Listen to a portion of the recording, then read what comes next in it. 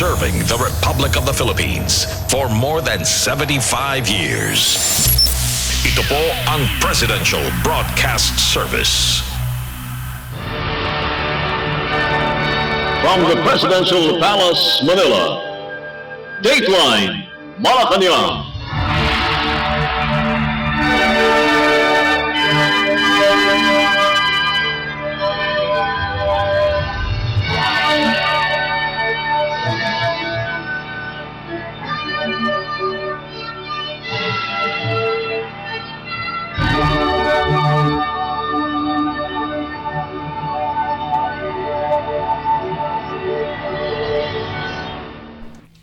Good day, this is Dateline Malacañang, and here are the news. On the top story, Philippine President Ferdinand R. Marcos Jr. said that the implementation and enforcement of the mandated price caps on rice is going well as expected, based on reports by the implementing agencies of the Executive Order or EO number 39 during a sectoral meeting. President Marcos acknowledged that it is expected that some small and micro rice retailers were hesitant to comply with the mandate as they were uncertain that they will receive a compensation. He said distribution of livelihood grants led by the Philippine Department of Social and Welfare Development or DSWD would help encourage them to comply the enforced price cap. We just had a meeting about that this morning. And so far, the implementation and enforcement is going as well as we can expect. Siyempre, nag-aalangan din yung mga ibang retailer at hindi natin pwedeng sisihin dahil na hindi sila nakakatiyak nga doon sa ating ibibigay na kapalit. So we will have to, we are continuing to do that. Last Saturday, nagsimula no sila na magbigay ng tulong sa ating mga retailer at parang nagkaroon naman ng effect na yung iba na ayaw magtinda muna ng kanilang bigas ay dahan-dahan lumalabas na dahil nakakasiguro sila na kahit papano meron silang matatanggap para kapalit doon sa kung malulugi sila dahil sa pagbili nila ng mataas na presyo at saka sa pabili nila sa ilalim ng price cap na ginawa natin. Pag may sinabi akong sagot dyan, yung presyo susunod dyan. Lahat yan, sasabihin ko, pag sinabi ko na whatever, mag-a-adjust lahat. Kaya hindi magiging effective yung price cap. So, tignan na lang natin kung paano ang takbo. Based on the initial list provided by the Philippine Department of Trade and Industry or DTI, there are 5,942 affected rice retailers who have business permits in public and private markets and may be considered for the grant based on the DTI's vetting process. President Marcos reiterated that imposing the mandated price caps on rice in the long term is not a sustainable solution to the problem of increasing prices of the staple in the market. The president earlier mentioned the price caps is only temporary until sufficient supply from local producers and imports are available. Dateline Malacañang. Philippine President Ferdinand R. Marcos Jr. remarked that the completion of the implementing rules and regulations or IRR of the new Agrarian Emancipation Act or NEA is the best birthday gift he could ever receive. The Agrarian Reform Department presented to President Marcos the IRR of the NEA or Republic Act number 11953 after signing the 2-year extension of another executive order or EO imposing a moratorium on amortization payments by farmer beneficiaries on agrarian debt.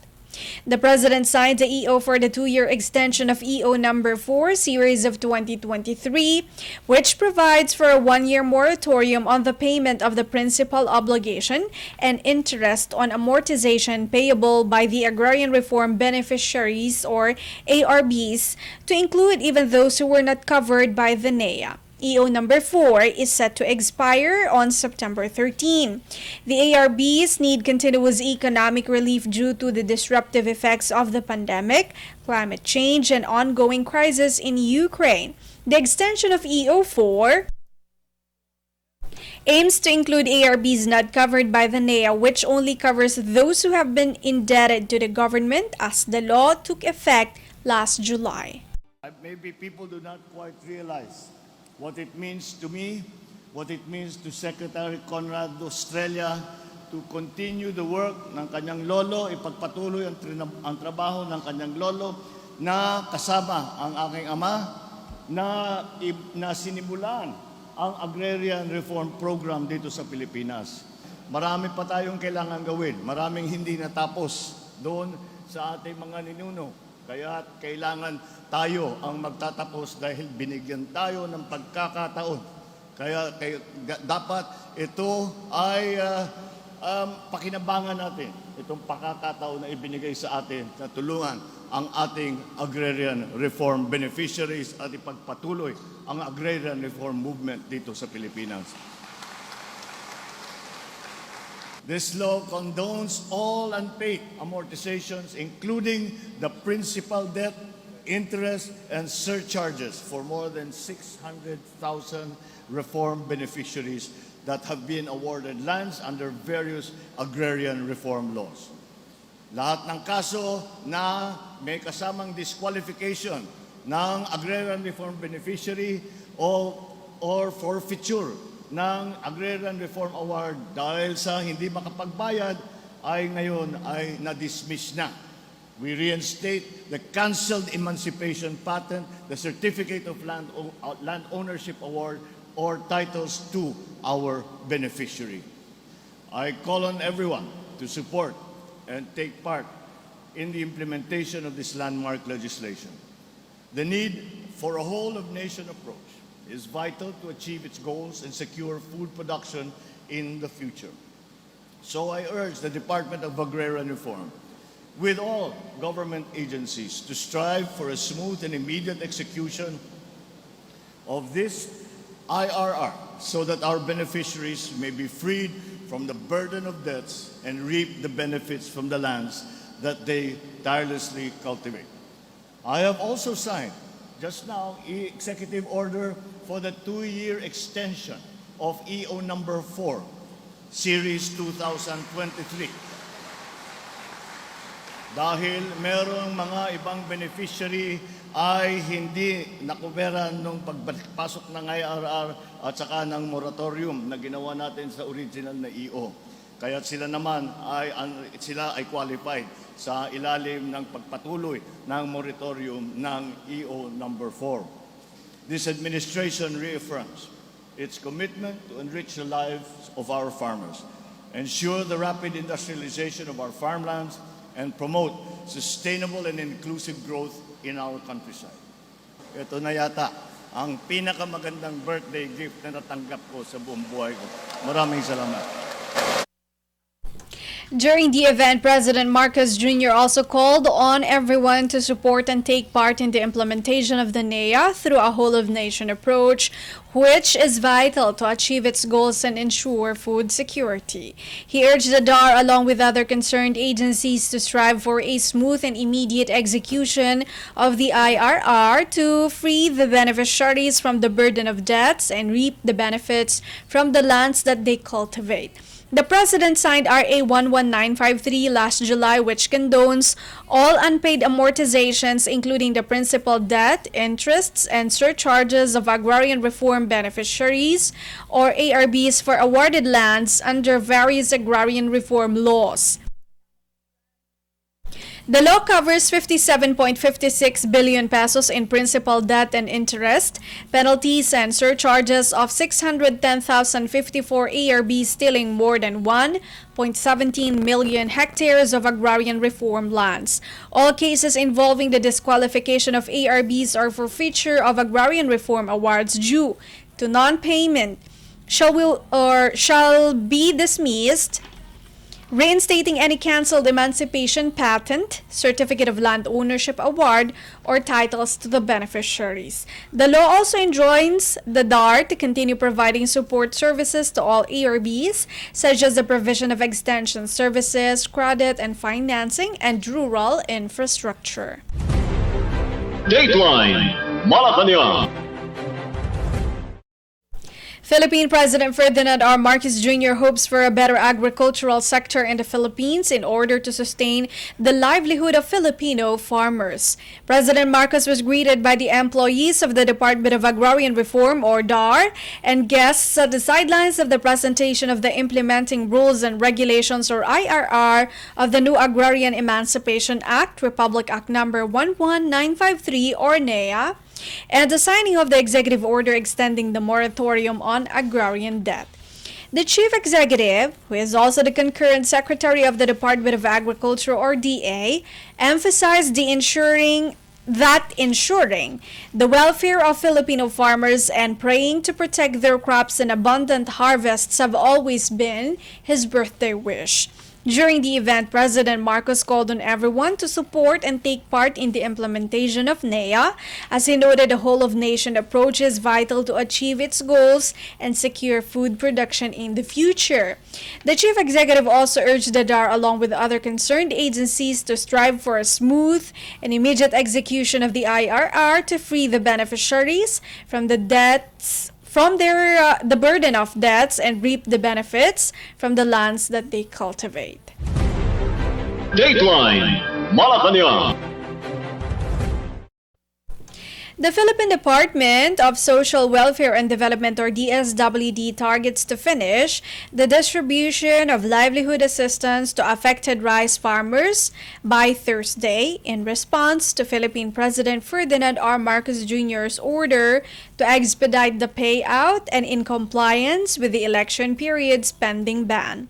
In a press briefing in Malacañang, DSWD Secretary Rex Gatchalian said they have applied for exemption with the Commission on Election from the ban. Secretary Gatchalian said they are targeting to finish the payout in all highly urbanized cities and regions before their imposed deadline and would resume distribution to areas where beneficiaries failed to receive assistance. So following the law, we have to stop by the 15th. So by September 14, ang goal natin is matapos natin at least all highly urbanized cities and regions. But we did file for our exemption and we are hopeful na makuha namin yon so that pagkasakaling may spillover, kasi bigyan ko yung example, in Quezon City, plano namin bumalik kasi hindi lahat ng beneficiaries nakapunta nung isang araw. We promise that we will go back to areas na may mga hindi nakasipot na mga nasa list so that we can make sure na mabigyan rin sila ng livelihood grant. That's the basis of our appeal. The President instructed us to finish this as the soonest possible time. He likes the idea of finishing it by the 14th, pero we told him na we have applied for an exemption in the eventuality na may mga unforeseen circumstances that will cause some delay. Secretary Gatchalian also assured there is enough funding under the Sustainable Livelihood Program, or SLP, a regular ongoing program of the agency to cover for the cost of assistance for rice retailers across the country. Under the SLP, beneficiaries identified by the Department of Trade and Industry, or DTI, and endorsed to the DSWD will receive seed capital of 15,000 pesos. As of September 11, the DSWD has already disbursed around 7.5 million pesos worth of assistance to a total of 502 beneficiaries from San Juan City, Caloocan City, Quezon City, Parañaque City, Navotas City, and Zamboanga del Sur. Secretary Gatchalian noted that legislators have also pledged to seek additional funding of 2 billion pesos in case the DSWD falls short for this year's budget on SLP. Dateline Malacañang. More than 400 rice retailers from 6 areas in the Philippines affected by rice price caps have already received a cash grant from the Philippine Department of Social Welfare and Development, or DSWD, amounting to at least 7.5 million pesos. DSWD Secretary Rex Gatchalian said that they have already distributed cash grants to 474 small and micro rice retailers in the cities of San Juan, Caloocan, Navotas, Parañaque, and Quezon Quezon City and in the province of Zamboanga del Sur. Gatchalian said that they expect the number of beneficiaries to increase in the coming days as they target to fast-track the distribution of cash assistance by September 14 or before the Commission on Elections or COMELEC ban on public spending. Medyo maliit pa yung catchment natin pero sa araw na to hanggang sa 14th, lalaki at bibilis to dahil simultaneous na ang payout natin sa iba't ibang riyon at iba't ibang mga highly urbanized cities. Ayon sa DTI, ang proseso kasi na naganap, DTI ang mag-a-identify, DTI ang mag-validate kasi technical expertise nila yon. At pagka may listahan na sila, pinapasa nila sa DSWD kasi kami naman yung may mekanismo at programa para sa payout. Yun yung working pattern namin ng DTI and DSWD. In fact, we have a working group that meets every other day led by Yusek Carol Sanchez ng DTI para masigurado na yung flow ng trabaho ay mabilis. Gusto ng Pangulo natin na makarating ang tulong ang livelihood grant sa ating mas micro-rice retailers sa mabilis na panahon. On top of that, in the next 3 days rin, so mula kahapon hanggang sa 14th, importante sa amin na bigay ka agad lahat to dahil mag-e-election ban rin. Philippine President Ferdinand R. Marcos Jr. has ordered the distribution of 15,000 pesos cash assistance to small rice retailers who were affected by the implementation of the mandated rice price caps on regular and well-milled rice nationwide through Executive Order or EO number 39. Under the EO, the mandated price ceiling on regular rice is 41 pesos per kilogram, while the mandated price cap on well-milled rice is 45 pesos per kilogram. With the President's directive, the Department of Trade and Industry or DTI and the Department of Agriculture or DA have started identifying the qualified beneficiaries of the government's cash grants. The DSWD, on the other hand, is responsible for the distribution of cash assistance through its Sustainable Livelihood Program or SLP. As the distribution of cash grants continues, Gatchalian clarified that small rice retailers who were disqualified from receiving cash grants may file an appeal online where the details and other information were posted. He added that the DTI has also set up its grievance desk for small rice retailers. Gatchalian asked small rice retailers to monitor the schedule of the payout in their area so that they will not miss the distribution of assistance intended for them. Dateline Malacañang. The Philippine Commission on Elections or COMELEC has approved the Department of Social Welfare and Development's or DSWD's request to allow the nationwide release of cash assistance to rice retailers amid the spending ban during the election period. In a decision released Tuesday and addressed to DSWD Secretary Rex Gatchalian, the COMELEC relayed the decision of its chairperson George Erwin Garcia to approve the disbursement of funds for the economic relief subsidy to small retailers affected by the implementation of mandated rice price ceilings.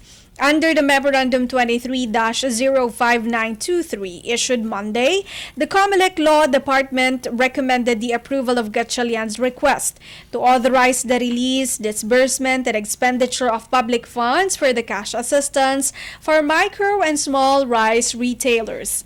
The COMELEC on August 9 issued Resolution 10944 prohibiting the use of public funds for social services and development from September 15 to October 30, covering the national, regional, provincial, local governments and government-owned or controlled corporations and their subsidiaries. The DSWD was reminded to ensure that its approved request will not in any manner influence the conduct of the 30 October 2023 Barangay and Sangguniang Kabataan elections. The department was also told to make sure that it will not involve any distribution of assistance to individuals in crisis situations from October 20 to 30, except those which are normally given to qualified individuals such as, but not limited to, basic needs in the form of food, transportation, medical, educational, burial, and other similar assistance. In a palace briefing earlier, Gatchalian cited the need for a possible extension of distribution of cash assistance, noting that some rice retailers were unable to get the payout. The DSWD has so far released 7.5 million pesos worth of cash assistance to 474 beneficiaries.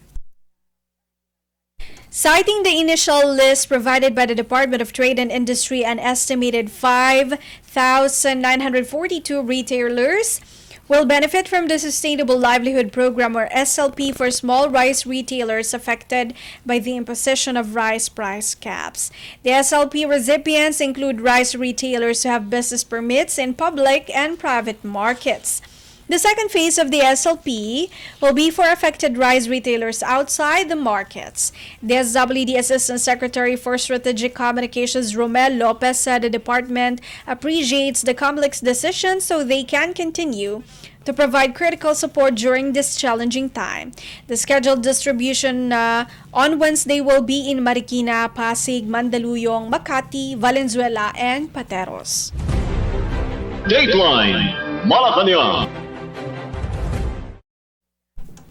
Philippine President Ferdinand R. Marcos Jr. is ready to extend assistance and support to the government and residents of Morocco recently hit by a 6.8 magnitude earthquake that claimed the lives of at least 2,800 people. President Marcos said the Philippines and the Filipino people have faith in the strength and resilience of the Moroccan people to unite and rebuild in the face of such adversity, as he extended prayers to the affected families. Morocco's Interior Ministry reportedly disclosed that the death toll of the earthquake has already reached 2,862, with 2,562 people injured.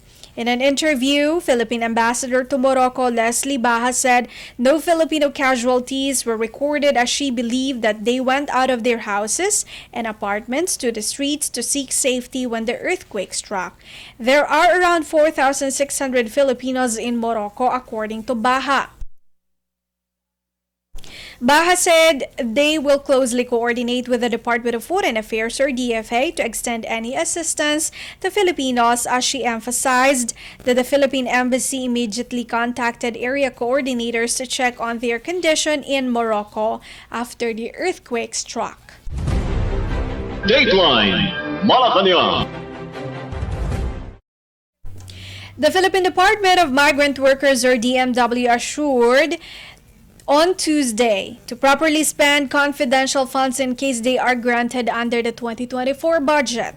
In a public briefing, DMW Undersecretary Bernard Olalia said that they will leave it up to the Senate if they deem it proper for the agency to be given such funds. During the DMW budget hearing at the Senate on Monday, Tulfo said that if there is a department he believes should be given the confidential funds, it is the DMW. He explained that the department could use the funds to investigate and hunt down illegal recruiters and run after scammers who extort money from those who want to work abroad. Tulfo said he does not agree with giving confidential funds to various government agencies. However, with the increasing number of Filipinos being victimized by illegal recruiters and human traffickers, he said that an intelligence fund might as well be given to DMW.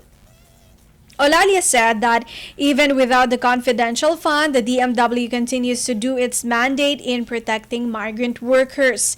He said that currently, the department has an anti-illegal recruitment branch, now the Migrant Workers Protection Branch, that actively campaigns against illegal recruitment. Olalia further explained that in the fight against illegal recruitment, the DMW needs to have strong-willed and brave people who can do the job well. The DMW originally asked for 2 billion pesos budget for next year, but the Department of Budget and Management only approved 15.309 billion pesos. Dateline Malacañang.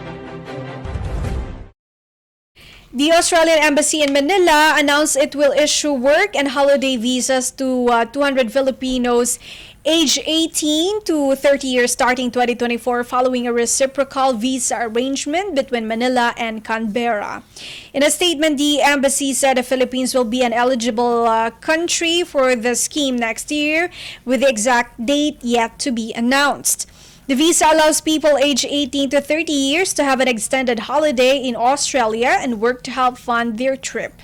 With this visa, the Australian Embassy said one or an individual can do short-term work in Australia to help pay for holiday, study for up to 4 months, and travel to and from Australia as many times as an individual wants. One of the requirements is enough funding to support oneself while in Australia. The Australian Department of Home Affairs said this could be about 5,000 Australian dollars, about 180,900 pesos for the initial stay, and additional cash enough to purchase a flight ticket to leave Australia at the end of the stay. The work and holiday visa itself costs about 635 Australian dollars, around 22,974 pesos, and will give the holder at least 12 months of stay in Australia. The Philippines and Australia signed a Memorandum of Understanding or MOU on the establishment of a work and holiday visa arrangement during the official visit of Australian Prime Minister Anthony Albanese to Malacañang. Under the MOU, both countries will grant eligible participants from both countries work and holiday visa, which will permit them to stay and work in the host country for a period of 12 months. The MOU will be valid for an indefinite period of time unless terminated by written notice through diplomatic channels. Dateline Malacañang. The Philippine Department of Foreign Affairs, or DFA, announced the Korean government has approved the export of Philippine Hass avocado to South Korea. The DFA said the country has completed the requirements for the ruling process for the entry of the tropical fruit after official notification 2023-33 of the South Korean Ministry of Agriculture, Food and Rural Affairs on September 8. The fresh Hass avocado exports from the Philippines are expected to be sourced from the orchards and packing houses of Dole Philippines in Davao, Bukidnon, and South Cotabato. Hass is a variety of avocado that is dark green in color with bumpy peel, which when ripe becomes dark purplish black and yields to gentle pressure. The approval for its import to Korea follows a series of inspections last February. Philippine Ambassador to Korea, Teresa Dizon de Vega, acknowledged the efforts of the Department of Agriculture or DA Senior Undersecretary Domingo Panganiban, the Bureau of Plant Industry headed by Director Glenn Gerald Panganiban, and the Philippine Agricultural Office in Seoul headed by Agriculture Attaché Aleli Maghirang, for this market access milestone for new agriculture exports to Korea. This achievement is in line with the priorities of Philippine President Ferdinand R. Marcos Jr., concurrently Agriculture Chief, for the acceleration of agriculture development in the country. Hass avocado enjoys popularity in South Korea as a nutritional ingredient for salads and sandwiches. It is available in leading retail stores and the online market in fresh and frozen forms. The DA, through the Philippine Agriculture Office in Seoul and in close coordination with Dole Korea, will support the Philippines' avocado promotional activities in South Korea to increase consumer awareness and boost its exports.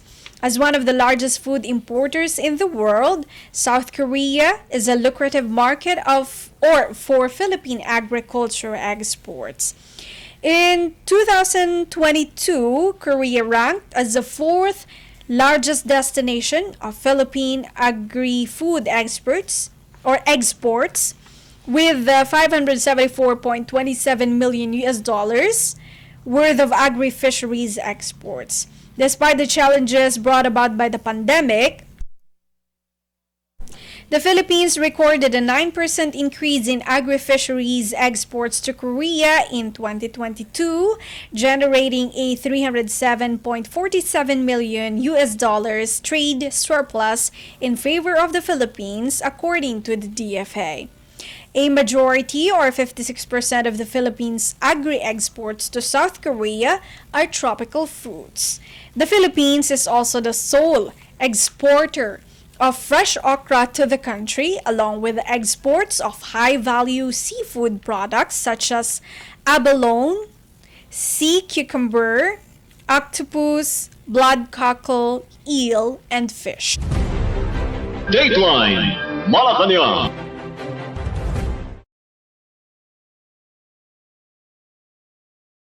Philippine Department of Defense or DND officials said there was no violation when a plane from the United States Navy observed the latest resupply mission of the Philippine Coast Guard or PCG to the BRP Sierra Madre in Ayungin Shoal. Attending before the hearing of the Senate Committee on National Defense on West Philippine Seas or WPS, DND Undersecretary Ignacio Madriaga said the plane was unarmed and they coordinated with the Armed Forces of the Philippines or AFP and flew within the Philippine territory. Asked if the plane contributed to the success of the mission, Madriaga told Senator Jingoy Estrada, chairperson of the panel, that the mission was successful because of the bravery and expertise shown by the officers and men of the PCG. Meanwhile, Senate President Juan Miguel Zubiri noted the bravery of the PCG as he assured DND officials that under his leadership, they will make sure that additional funds will be given to them. Dateline Malacañang. And that is all for today's Dateline Malacañang for Radyo Pilipinas World Service. This has been Bea Gaza. From the Presidential Palace, Manila. Dateline Malacañang.